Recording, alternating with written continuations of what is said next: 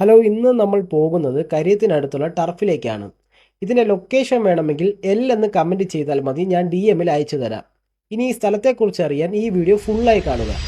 Thiruvananthapuram കരിയത്തിനടുത്തുള്ള Trident park indoor ടർഫിലേക്കാണ് ഇന്ന് നമ്മൾ പോയത്. ഒരു 3 മണി അടുപ്പിച്ചാണ് നമ്മൾ അവിടെ എത്തിയത്.